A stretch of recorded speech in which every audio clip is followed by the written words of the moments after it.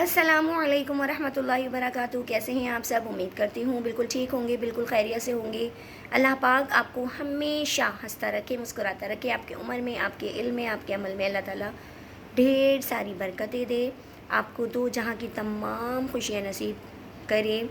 اور جتنے بھی میرے چینلز کو دیکھنے والے ہیں، مجھے فالو کرنے والے ہیں، مجھے لائک کرنے والے ہیں، اللہ پاک ان کو بے تحاشا غیب سے اتنا دے کہ ان کے گھروں میں رکھنے کی جگہ کم پڑ جائے، اور ان کی تمام پریشانیوں کو اللہ پاک دور کر دے۔ ان کے دلوں کی جو بھی حاجت ہے وہ اللہ پاک ضرور بضرور پوری کرے۔ علم دین حاصل کریں، علم دین کو پھیلائیں۔ علم دین کا حاصل کرنا بھی حد ضروری ہے، کیونکہ روزمرہ ہم نے دیکھا ہے کہ بہت سارے گھر ایسے ہیں جہاں پہ علم دین کی کمی ہے، غفلت ہے، تو پریشانیوں نے، ناچاقیوں نے، مصیبتوں نے اس گھر کو گھیرا ہوا ہے۔ اگر ابھی آپ کو کوئی کہہ دینا کہ زلزلہ آنے والا ہے، تو آپ لوگ اپنے گھروں کو چھوڑ کے باہر روڈوں پہ جا کے کھڑے ہو جائیں گے۔ جانتے ہیں کیوں؟ کیونکہ آپ زلزلے سے ڈرتے ہیں کہ زمین پھٹے گی اور گھر گر جائے گا، ہم یا ہمارے بچے اس کے نیچے آ جائیں گے اور مر جائیں گے۔ طوفان سے آپ لوگ ڈرتے ہیں، طوفان سے آپ لوگ گھبراتے ہیں، کیونکہ وہ انسان کو اڑا کر لے جاتا ہے۔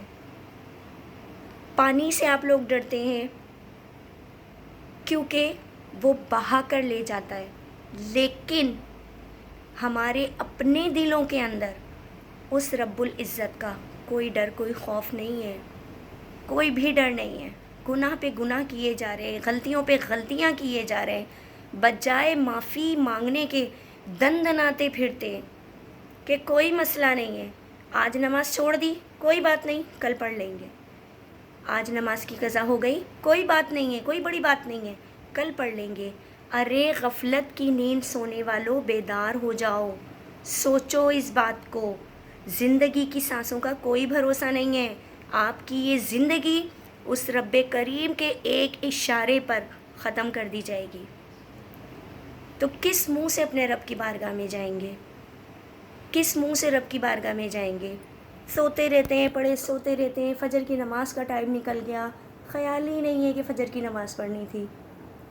اٹھ جائیں، الارم لگا کر سو جائیں، نیند سے اٹھ جائیں، نماز پڑھ لیں، پھر دوبارہ سو جائیں، لیکن ہر حال میں نماز کی پابندی کیجیے، نماز کو مت چھوڑیے۔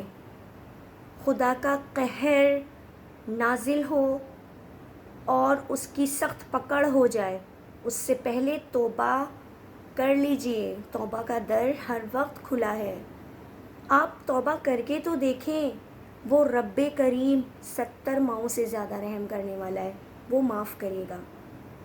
لیکن دوبارہ اس گناہ کو آپ نے کرنا نہیں ہے، یہ سوچ لے۔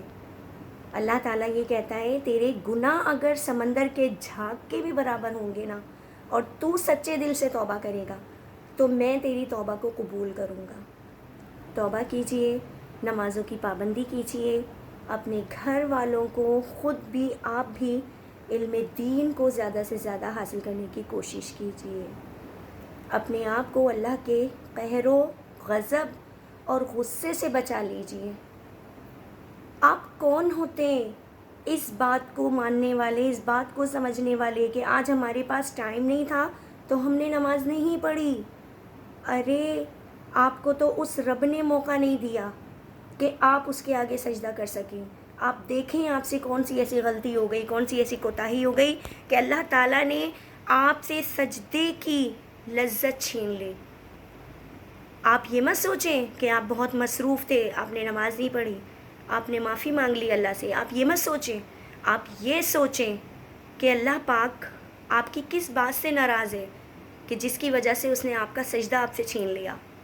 آپ یہ سوچیں، یہ بات دماغ میں بٹھائیں، یہ بات دل کے اندر بٹھائیں اپنے، کہ کون سا ایسا ہم سے گناہ ہو رہا ہے، کون سی ایسی ہم سے کوتاہی ہو رہی ہے، کون سا ہم ایسا عمل کر رہے ہیں، کون سا ایسا کام کر رہے ہیں کہ اللہ پاک ہمارا دل نمازوں میں نہیں لگ پا رہا ہوتا، ہمارا دل نہیں چاہتا، کوئی نہ کوئی کام نکل آتا ہے، کوئی نہ کوئی مسئلہ ہو جاتا ہے، کوئی نہ کوئی مجبوری آ جاتی ہے. یہ مت سوچیں. میں نے ایک انسان ایسا بھی دیکھا، شوگر کی وجہ سے ان کے پیروں کو کاٹنا پڑا. تکلیف اتنی تھی ان کو کہ وہ نماز ادا کر نہیں پا رہے تھے. اور پتہ ہے ان کے دل سے اس وقت کیا بات نکل رہی تھی کہ اللہ پاک، میں نہیں جانتا کہ میرا کون سا عمل ایسا ہے، تو میرے کون سے عمل سے ناراض ہو گیا، تجھے میرا کون سا ایسا کام تھا جو ناپسند ہو گیا کہ آج میں اس تکلیف میں ہوں کہ میں تیرے آگے سجدہ نہیں کر پا رہا. تو سوچیں اس بات کو، سوچئے اس بات کو. یہ مت سوچیں کہ آپ اپنی غفلت کا شکار تھے تو آپ نے نماز نہیں پڑھی. آپ یہ سوچیں کہ اللہ پاک نے آپ سے سجدہ کیوں چھینا. سارے کام ہو رہے ہوتے ہیں، اذانیں ہو رہی ہوتی ہیں، باہر روڈوں پہ گھوم رہے ہیں، پھر رہے ہیں، کر رہے ہیں، خدا کے گھر جانے کا ٹائم ہی نہیں ہے. اس طرح مت کیجیے. اپنے گھر والوں کو سمجھائیے، خود بھی سمجھیے. آج جمعے کا دن ہے، کثرت سے درود شریف پڑھیں. درود شریف کو لازم کر لیجئے. چلتے پھرتے اٹھتے بیٹھتے درود شریف پڑھیں. رات کو سونے سے پہلے بستر پہ جائیں، آیت الکرسی لازمی پڑھا کریں. گھر کے بچے کو سکھائیں. شیاطین سے بہترین حفاظت کا نسخہ ہے، آیت الکرسی پڑھا کریں. ٹھیک ہے؟ تو آیت الکرسی کے بارے میں آج میں آپ کو بتاؤں گی کہ آیت الکرسی کی کیا فضیلت ہے. آیت الکرسی اگر آپ فجر کی نماز پڑھ رہے ہیں تو بہت ہی اچھا ہے. فجر کی 2 فرض کے بعد آپ نے آیت الکرسی پڑھ لی تو وہ شام تک آپ کی حفاظت کرے گی ہر قسم کے شیاطین سے، ہر قسم کے شیطانی وسوسوں سے، ہر قسم کی مصیبتوں سے، پریشانیوں سے آپ کی حفاظت کرے گی شام تک. مغرب کی نماز آپ نے پڑھ لی، مغرب کے فرض کے بعد آپ نے آیت الکرسی پڑھ لی تو وہ اگلے دن صبح تک آپ کی حفاظت کرے گی. ویسے بھی آپ اپنے بچوں کو اس بات کی تلقین کریں، جو اسکول جانے والے بچے ہوتے ہیں ان کو لازمی کہیں کہ گھر سے باہر نکلنے سے پہلے آیت الکرسی پڑھا کریں، پھر گھر سے باہر نکلیں تو اللہ پاک ان کی حفاظت فرمائیں گے. ٹھیک ہے؟ کوشش کیجئے، کوشش کرنے میں کوئی حرج نہیں ہے. آئیے اب ہم آیت الکرسی کو ترجمہ بھی پڑھیں گے اور اس کی تلاوت بھی کریں گے.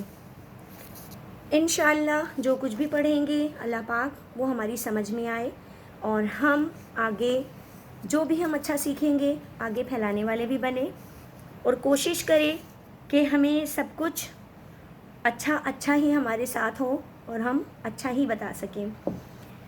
تو جی سٹارٹ کرتے ہیں. اعوذ باللہ من الشیطان الرجیم. اللہ عز و جل کی پناہ مانگتی ہوں شیطان مردود سے. بسم اللہ الرحمن الرحیم. شروع کرتی ہوں اللہ کا نام لے کر جو بڑا مہربان نہایت رحم والا ہے. اللہ لا الہ الا ہو. اللہ وہ معبود برحق ہے کہ الحی القیوم اس کے سوا کوئی عبادت کے لائق نہیں. لا تأخذہ سنۃ ولا نوم زندہ ہے، سب کو تھامنے والا، اسے نہ اونگ آتی ہے اور نہ نیند. بے شک ہم تو سو جاتے ہیں لیکن ہمارا رب جاگتا رہتا ہے، وہ نہیں سوتا. دیکھیں کہتے ہیں نا رات کو جب ہم سو جاتے ہیں تو ہمارا سونا اور مرنا ایک جیسا ہے، ہمارا سونا اور مرنا ایک جیسا ہو جاتا ہے. ہم اسی کے حکم سے اٹھ رہے ہیں. اگر اللہ تعالیٰ نے چاہا کہ ہم اٹھیں تو ہم اٹھیں گے، اور اگر اللہ نے نہیں چاہا کہ ہم نہ اٹھیں تو ہمیں دنیا کی کوئی طاقت نہیں اٹھا سکتی. لیکن اللہ پاک ہمیشہ زندہ رہنے والا ہے، نہ اسے اونگ آتی ہے اور نہ نیند. لَهُ مَا فِي السَّمَاوَاتِ وَمَا فِي الْأَرْضِ جو کچھ آسمانوں میں اور جو کچھ زمین میں ہے سب اسی کا ہے.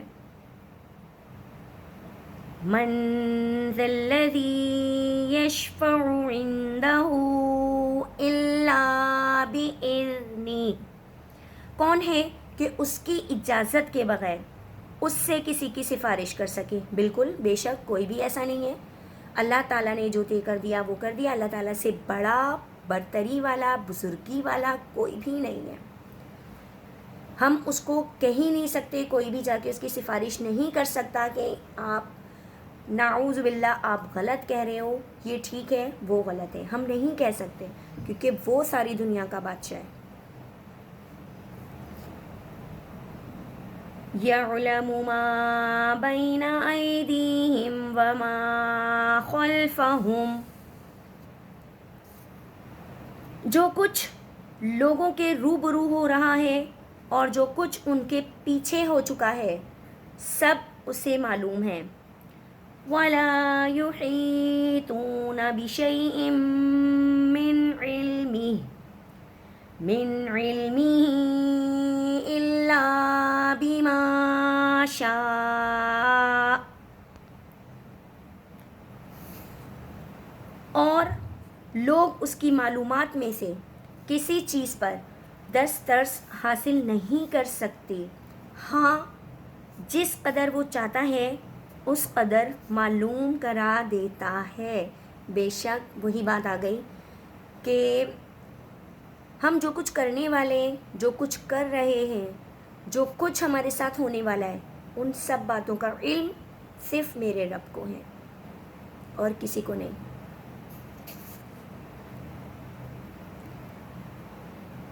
وَسِعَ كُرْسِيُّهُ السَّمَاوَاتِ وَالْأَرْضِ. اس کی بادشاہی اور علم آسمان اور زمین سب پر حاوی ہے. وَلَا يَئُودُهُ حِفْظُهُمَا. اور اسے ان کی حفاظت کچھ بھی دشوار نہیں ہے. وَهُوَ الْعَلِيُّ الْعَظِيمُ. وہ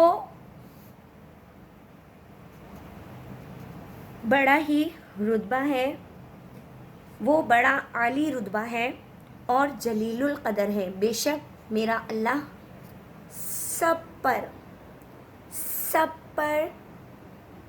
سبقت رکھتا ہے. ٹھیک ہے، تو یہ تو ہو گئی ہماری آج کی آیت الکرسی اور اس کا ترجمہ. تو ہم کوشش کریں گے کہ ہم خود بھی آیت الکرسی پڑھیں، اپنے بچوں کو بھی آیت الکرسی کا پابند بنائیں اور زیادہ سے زیادہ کوشش کیجئے کہ اپنے بچوں کو علم دین سکھائیں. زندگی کا کوئی بھروسہ نہیں. پھر ایک بار کہتی ہوں، ابھی ہیں کل نہیں ہوں گے. میں آپ کے لیے بھی بہت دعا کرتی ہوں، آپ میرے لیے بھی بہت دعا کیجئے. نہ جانے کس کی آمین کس کے حق میں بہتر ثابت ہو جائے اور زندگی پار لگ جائے. ٹھیک ہے، کوشش کیجئے، اچھے اعمال کیجئے، اچھے کام کیجئے، اپنی قبروں کو جنت کے باغوں میں سے ایک باغ بنا لیجئے. دوزخ آگ کا گڑھا مت بننے دیجیے. اسی کے ساتھ اجازت چاہتی ہوں. السلام علیکم ورحمۃ اللہ وبرکاتہ.